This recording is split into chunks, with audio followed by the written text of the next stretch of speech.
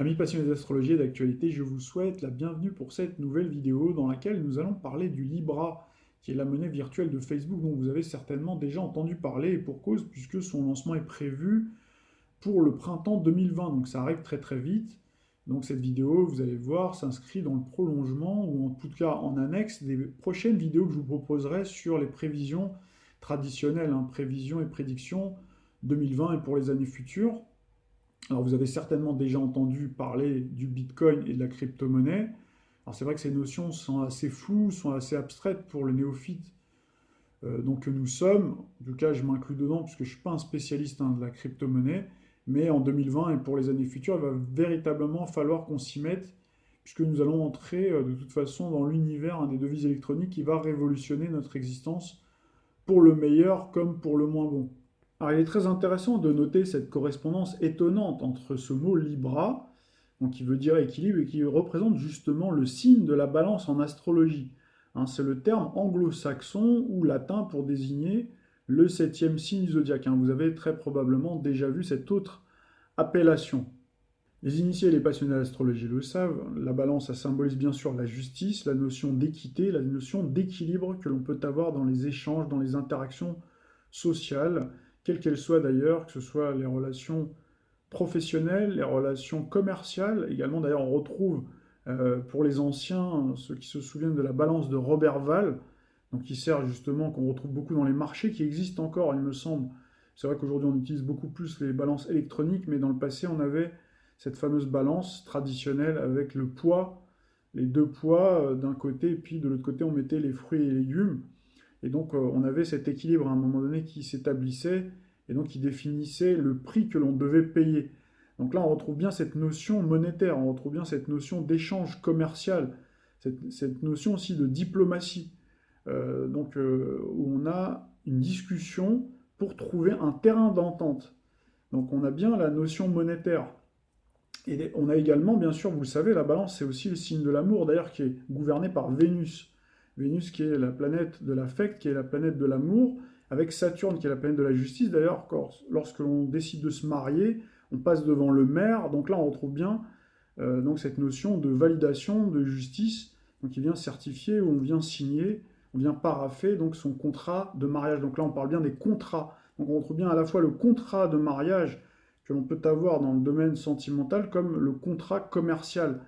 Donc vous voyez qu'à chaque fois, on a toujours ces deux notions-là qui sont étroitement liées, alors qu'on a tendance souvent à opposer d'ailleurs amour et argent, alors qu'en réalité, ces deux notions-là sont étroitement liées. On va le voir très rapidement dans un petit historique, donc pour expliquer comment on en arrive à cette notion justement où on peut, nous, en astrologie, justement, faire la synthèse, où on retrouve à la fois Vénus, qui est la planète à la fois de l'argent et à la fois de l'amour, et Saturne de l'autre côté, qui est la planète de la justice, qui est la planète de la matérialisation aussi, mais de la justice, et qui est la planète de l'État. Et on retrouve bien ces deux notions fondamentales qui sont étroitement liées entre la monnaie et l'État, donc qui sont finalement les deux faces d'une même pièce. Vous connaissez tous très probablement cette citation célèbre d'Henry Ford qui disait si la population comprenait le système bancaire, donc dans le prolongement, on a bien sûr le système monétaire, je crois qu'il y aurait une révolution avant demain matin. Alors justement, nous sommes bien dans un climat pré-révolutionnaire, en tout cas insurrectionnel, un climat social extrêmement tendu. Vous avez une partie de la population qui descend dans la rue pour crier sa colère contre les politiques d'austérité, contre les mesures fiscales iniques, les politiques scélérates, notamment contre les retraites. Mais paradoxalement, la majeure partie d'entre eux, en tout cas il y en a certains qui sont au courant maintenant comment fonctionne le système bancaire, mais il y en a finalement très peu. Et c'est bien là le paradoxe. Puisque Henry Ford, lorsqu'il a dit ça, c'était dans les années 20 et les années 30, c'est pas en 2019. Donc ça veut dire que si le peuple avait compris à cette époque-là comment fonctionnait le système bancaire, le système monétaire, peut-être qu'il y aurait eu deux véritables révolutions, ou en tout cas le peuple aurait été vigilant justement pour ne pas se laisser truster ce bien commun qui est l'argent.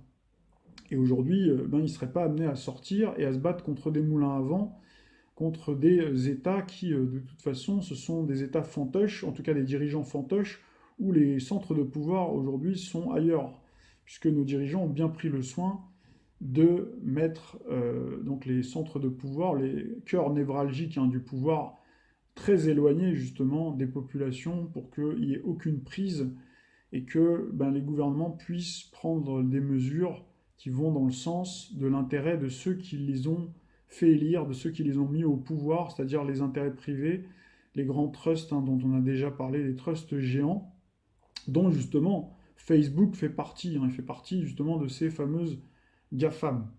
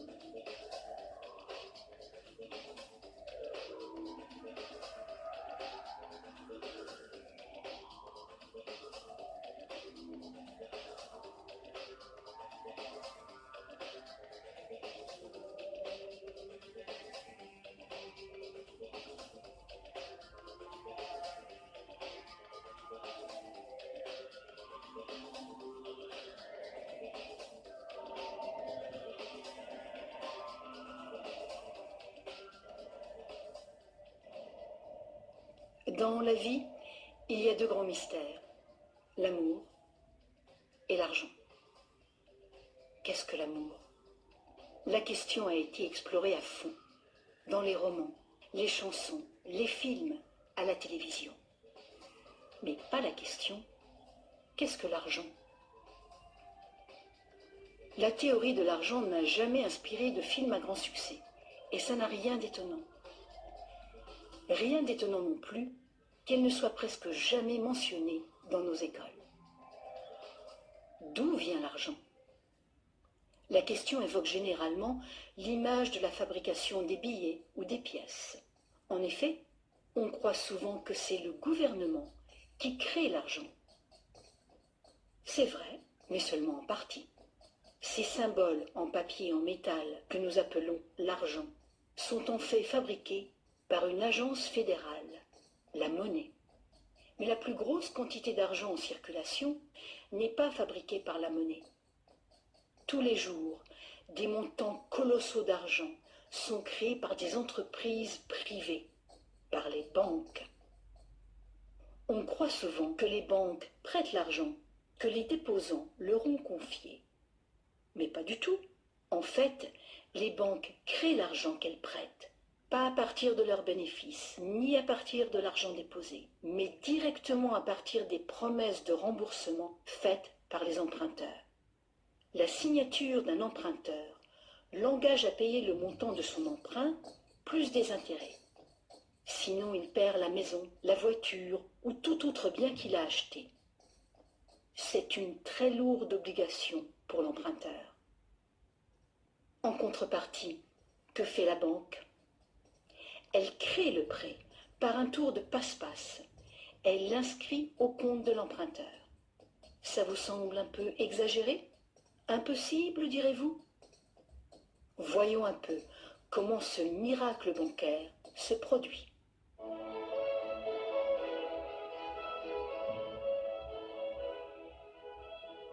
Au fil de l'histoire, l'argent a pris bien des formes. Il fallait simplement que l'argent soit portable et qu'un nombre suffisant de gens soient confiants de pouvoir l'échanger contre des choses de valeur bien réelles, comme de la nourriture, des vêtements ou une maison. L'argent a pris la forme de fèves de cacao, de coquillages, de pierres et même de plumes. L'or et l'argent étaient des métaux attrayants, faciles à travailler. Certaines cultures sont devenues expertes dans ce travail. En frappant des pièces de monnaie, unité standard dont le poids et la pureté étaient certifiés, les orfèvres ont facilité le commerce. Bien vite, pour protéger tout son or, l'orfèvre a eu besoin d'une chambre forte. Les villageois sont venus frapper à sa porte. Ils voulaient louer un peu de place dans cette chambre forte pour garder leur or et leurs objets de valeur bien en sécurité. L'orfèvre a fini par louer tout son espace dans sa chambre forte. La location lui a rapporté un petit bénéfice. Les années sont passées et notre orfèvre a constaté une chose fort importante. Les déposants venaient rarement chercher leurs pièces d'or et ils ne venaient jamais tous en même temps. Il faut dire que les reçus faits par l'orfèvre étaient utilisés sur le marché comme s'ils étaient véritablement l'or qu'ils représentaient. Cet argent papier était plus pratique que les lourdes pièces et les montants pouvaient tout simplement être écrits au lieu d'être comptés laborieusement. Entre-temps, l'orfèvre a commencé une autre affaire. Il s'est mis à prêter son or en demandant des intérêts. Comme les reçus devenaient de plus en plus acceptés à titre de paiement, les emprunteurs ont demandé leur emprunt sous cette forme. Et comme l'industrie prenait de l'expansion, de plus en plus de gens ont demandé des prêts à l'orfèvre. Alors, l'orfèvre a eu une idée plus géniale encore. Il savait que ces déposants venaient rarement chercher leurs pièces d'or. Il a donc pensé qu'il pouvait faire des prêts couverts par l'or de ces déposants. Aussi longtemps que les emprunts seraient remboursés, les déposants n'en sauraient rien. Et l'orfèvre, maintenant plus banquier qu'artisan, ferait de gros bénéfices.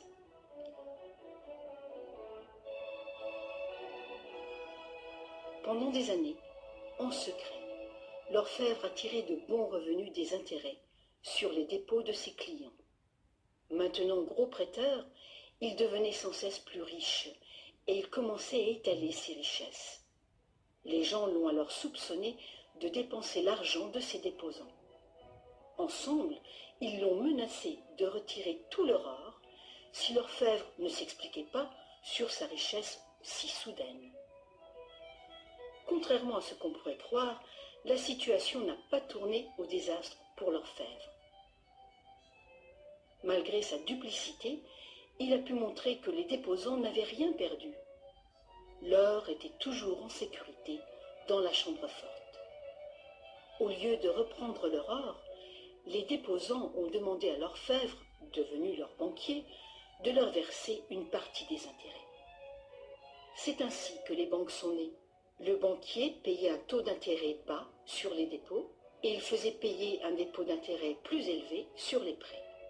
La différence couvrait les frais de fonctionnement et ses bénéfices. La logique du système était simple comme bonjour et semblait être un moyen raisonnable de satisfaire la demande de crédit. Mais les banques ne fonctionnent plus du tout comme ça. L'orfèvre banquier n'était pas du tout satisfait du revenu qui restait après le partage des bénéfices avec ses déposants. La demande de crédit augmentait rapidement, mais ses prêts restaient limités par le montant d'or dans la chambre forte. Alors, une idée plus géniale encore lui est venue à l'esprit. Puisqu'il était le seul à savoir combien d'or il y avait dans la chambre forte, il pourrait prêter des chèques garantis par de l'or qui n'existait même pas. Aussi longtemps que les déposants ne viendraient pas tous en même temps réclamer leur or, personne ne le saurait. Ce nouvel arrangement fonctionnait à merveille et le banquier est devenu immensément riche avec les intérêts payés sur de l'or inexistant. L'idée que le banquier puisse créer de l'argent à partir de rien était trop outrageuse. Longtemps, personne n'a rien soupçonné. Mais le pouvoir d'inventer de l'argent est monté à la tête du banquier. Bientôt, l'importance des prêts et l'opulence du banquier ont déclenché de nouveaux soupçons. Certains emprunteurs ont demandé de l'or véritable plutôt que des chèques, et les rumeurs ont monté. Plusieurs déposants fortunés sont venus réclamer leur or. La fin du jeu était proche. Une foule de gens, brandissant des chèques, se sont rassemblés devant les portes closes de la banque. Hélas, le banquier n'avait pas assez d'or pour couvrir tout l'argent papier qu'il avait émis. pour la première fois, il y avait une ruée sur la banque. Et c'est un phénomène qui épouvante tous les banquiers. Ce phénomène de retrait massif a ruiné des banques individuelles et a endommagé la confiance du public envers les banquiers. Il aurait été simple alors d'interdire cette pratique de créer de l'argent à partir de zéro. Mais les immenses crédits offerts par les banquiers étaient devenus essentiels à l'expansion du commerce européen. La pratique a donc été légalisée et réglementée. Les banquiers ont accepté de respecter des limites sur les montants d'argent fictifs qu'ils pouvaient prêter. Mais ces montants fictifs restaient bien supérieurs à la valeur réelle de l'or déposé dans la chambre forte. Bien souvent, le taux était de 9 dollars fictifs pour 1 dollar en or.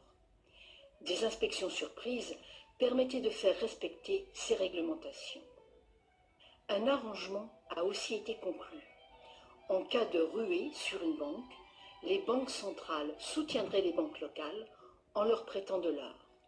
La bulle du crédit, créée par les banquiers, ne pourrait pas crever et le système ne pourrait pas s'effondrer, sauf s'il y avait beaucoup de ruées sur les banques en même temps.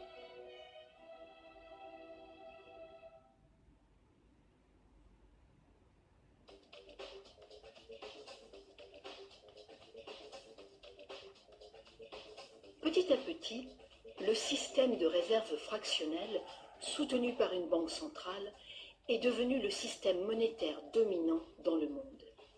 Et la fraction d'or qui garantissait l'argent créé par le processus de dette est progressivement arrivée à zéro. La nature même de l'argent a changé. Autrefois, un dollar en papier était en fait un reçu avec lequel on pouvait réclamer un poids fixe d'or ou d'argent.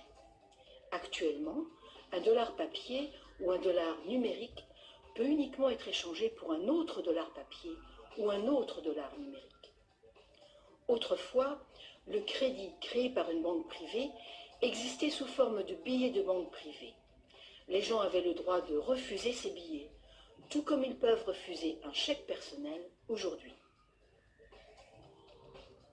À présent, le crédit créé par une banque privée est légalement convertible en devises fiduciaires émises par le gouvernement, comme les dollars, les livres sterling ou les euros. Les devises fiduciaires sont des devises créées par un décret gouvernemental. Des lois en font la monnaie que les citoyens doivent accepter pour paiement. Alors la question subsiste. Si les gouvernements et les banques peuvent tout simplement créer de l'argent, combien y a-t-il d'argent dans le monde? Autrefois, le montant total d'argent était limité par les quantités physiques des éléments utilisés comme garantie. Par exemple, pour créer plus d'argent basé sur l'or, il fallait trouver davantage d'or. À présent, on crée vraiment l'argent à partir de dettes. Chaque fois que quelqu'un fait un emprunt à une banque, de l'argent est créé. Le montant total d'argent qu'il est possible de créer n'a qu'une seule limite réelle, le montant total de la dette.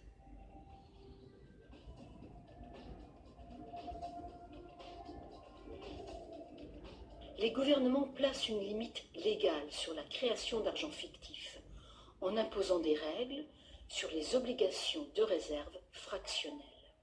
Mais ces obligations sont fondamentalement arbitraires. Elles varient d'un pays à un autre, d'une époque à une autre. Longtemps, il a été commun d'exiger que les banques aient au moins 1 dollar en or en réserve pour garantir 10 dollars d'argent dette. Aujourd'hui, les ratios de réserve minimale ne s'appliquent plus du tout au rapport entre argent nouvellement créé et or en dépôt. Elles s'appliquent uniquement au rapport entre argent nouvellement créé et argent existant. Aujourd'hui, les réserves d'une banque sont faites de deux choses.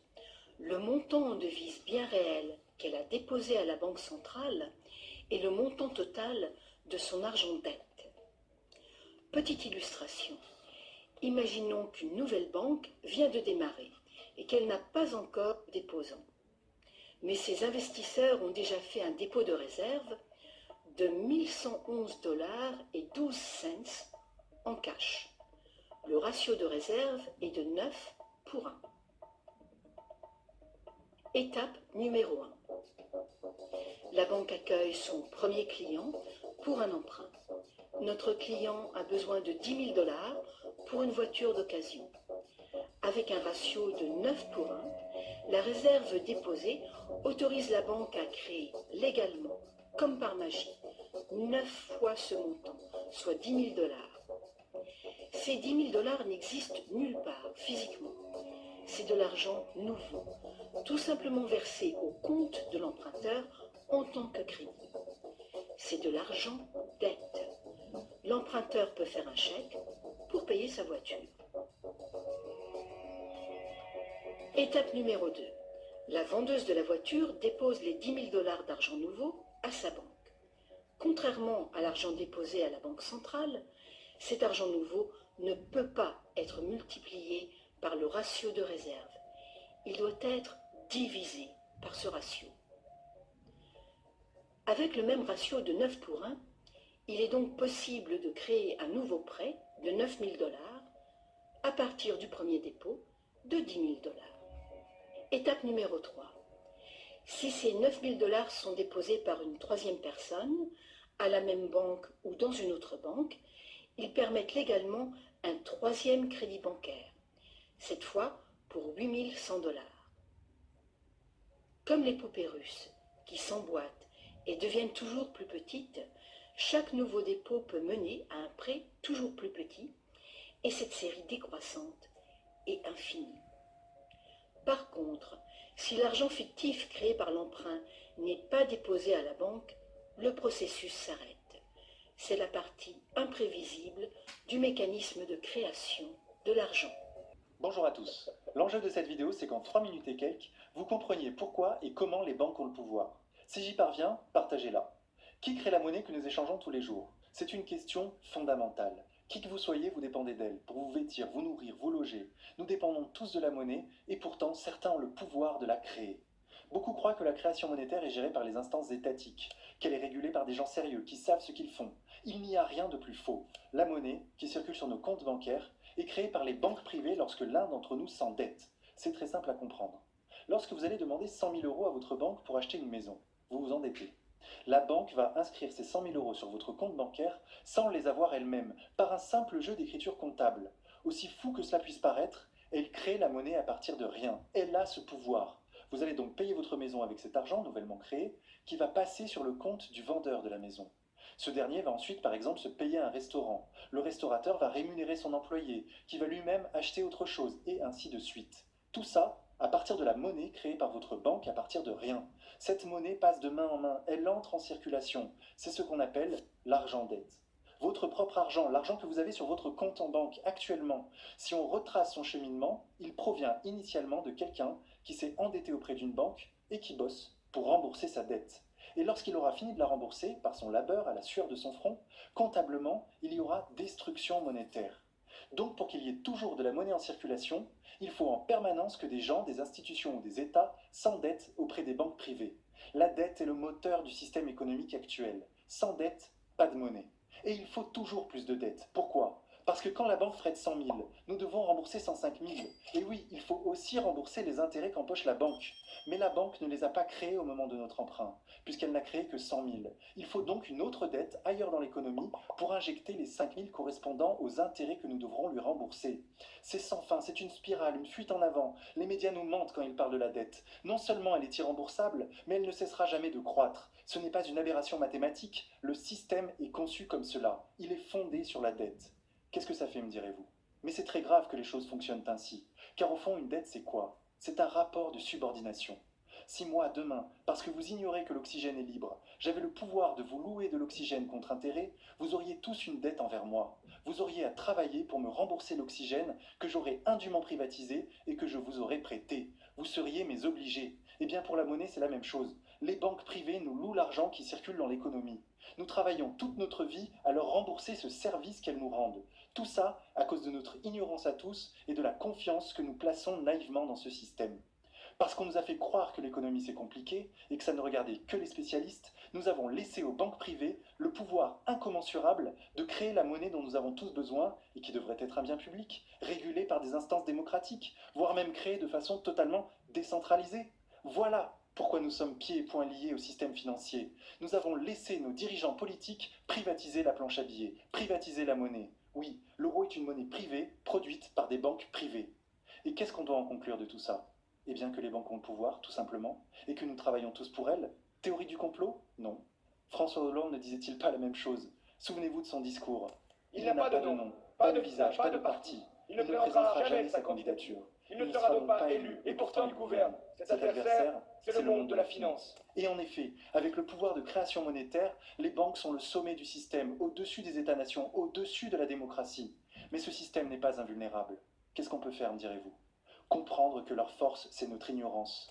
La première chose à faire est d'expliquer aux gens comment fonctionne ce système, comment nous sommes enchaînés. Et cela ne tient qu'à vous. Et c'est maintenant que ça se joue. La Banque de France a été créée en 1801 et jusqu'en 1974, ça fait quand même du temps, elle prêtait, elle finançait l'État sans intérêt. Sans intérêt.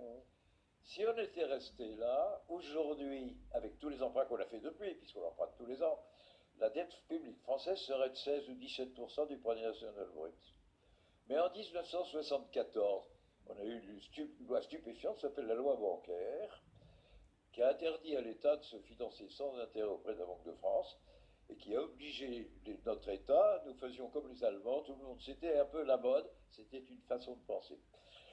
On a obligé les États à aller se financer sur le marché financier privé, à 4 ou 5%.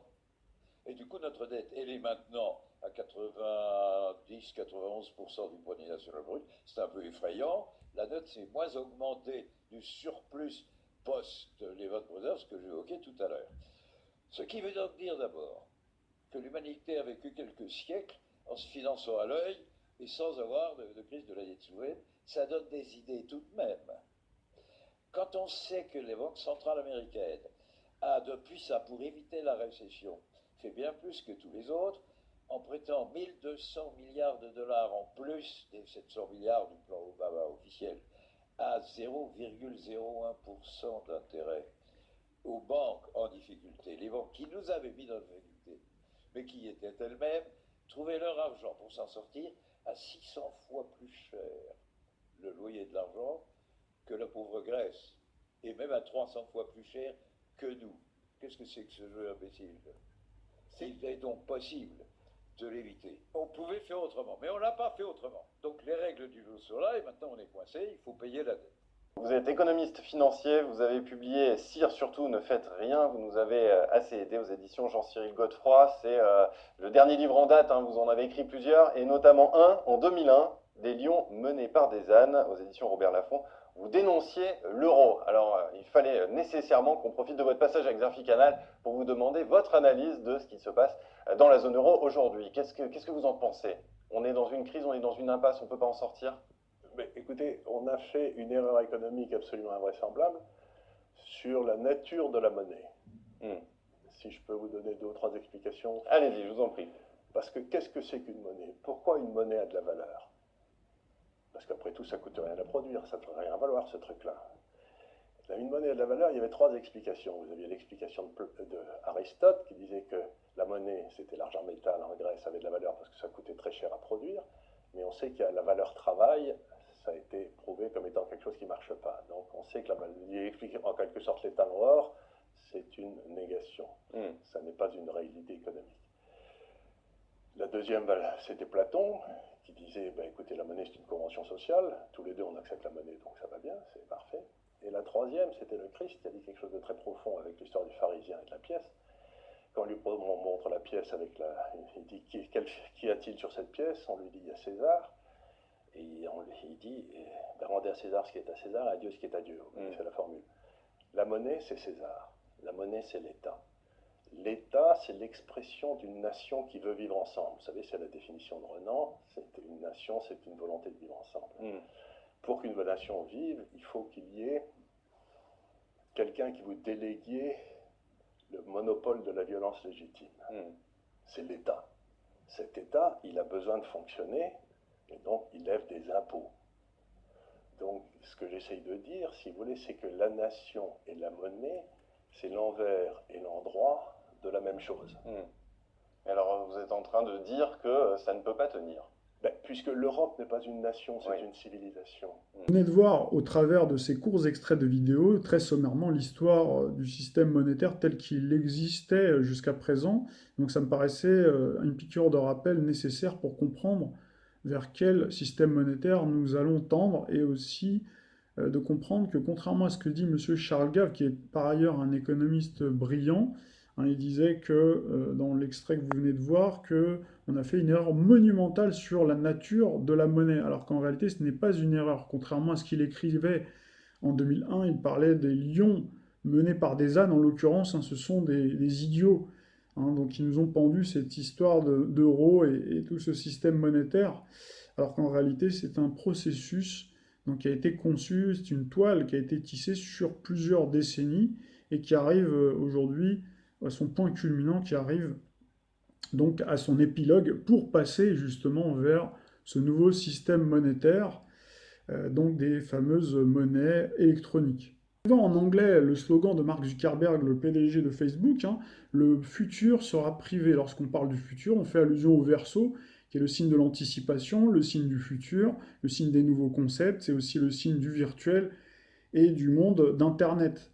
D'ailleurs, Facebook a été fondé, je vais vous donner tout à l'heure la date exacte, on en parlera dans une deuxième partie, sous le signe du Verseau. Donc il n'y a pas de hasard, puisqu'on retrouve bien, donc dans le logo de la monnaie Libra, on retrouve bien le glyphe du Verseau, donc qui est utilisé en astrologie. Donc on voit bien ici que nos élites sont des initiés à l'astrologie et prennent bien le soin de lancer leurs projets en synchronicité avec les mouvements cosmographiques et les vibrations cosmiques du moment, ou en tout cas futures, pour mettre toutes les chances de leur côté de réussite, puisque d'ailleurs, sur l'année 2020, on aura les débuts du transit de Saturne, l'une des planètes qui régit justement la monnaie, puisque c'est la planète qui symbolise l'État, qui va transiter le Verseau à partir du 22 mars 2020.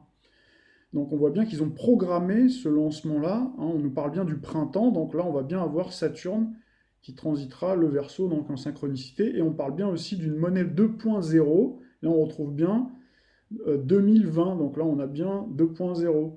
Donc voilà une correspondance également numérologique que l'on peut ajouter à la correspondance astrologique. Donc on reviendra sur toutes ces notions-là, et on va approfondir un petit peu plus dans le détail donc le concept de crypto-monnaie, en tout cas de monnaie électronique, donc la monnaie Libra. Nous arrivons au terme de cette première partie de vidéo, je vous propose de nous retrouver pour une seconde partie